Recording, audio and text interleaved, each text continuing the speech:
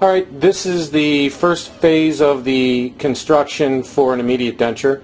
At this point we've removed the teeth and individually placed replacement teeth in their positions, judged on the emergence of the existing teeth or with corrections for the existing teeth.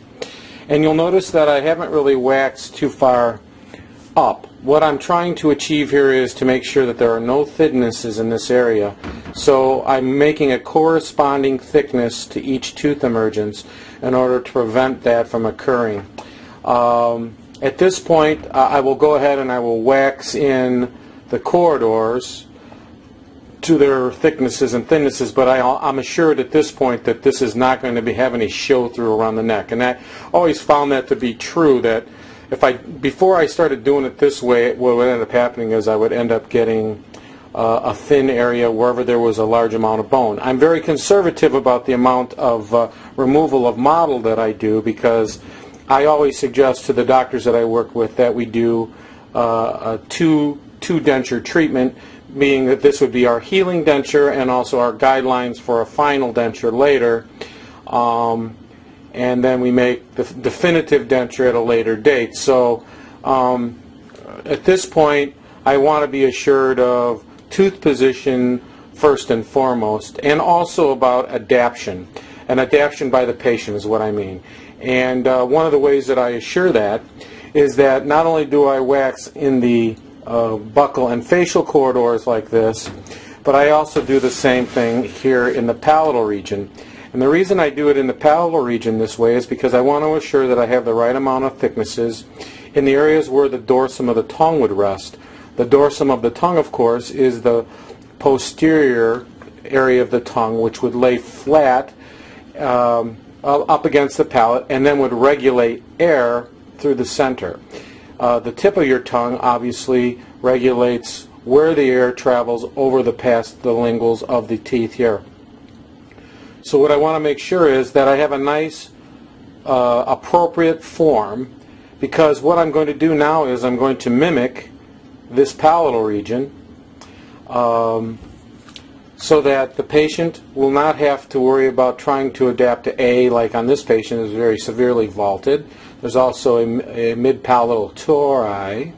And I want to make sure that all of these features are basically still in the denture. What we don't want to do is we don't want to fill this area in straight across and eliminate all these familiar convexities and concavities that the patient has had prior. So at this stage I've got a nice wax ledge that's waxed in all the way around, and what I'll do is I'll mix up some silicone putty.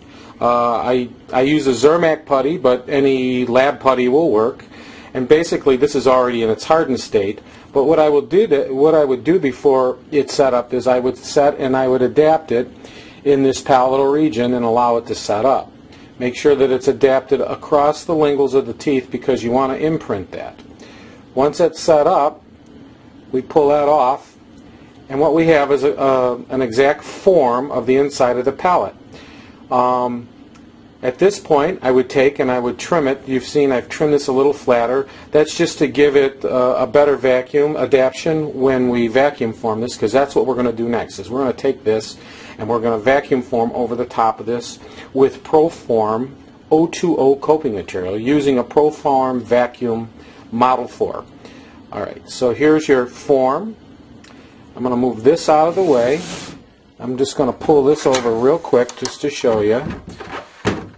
But basically, this is your table for your vacuum former. You would just lay this on here, and then with O2O coping material, we would vacuum over the top of this. When we do, what we'll get is a form similar to this.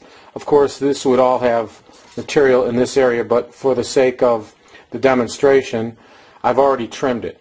So, if this was vacuum formed and there was material on there, I would just take this off, I would trim it, and what I would get is a form, like I said, that is duplicate of the palate. Let me get this out of the way, and let me pull this back in here for just a second.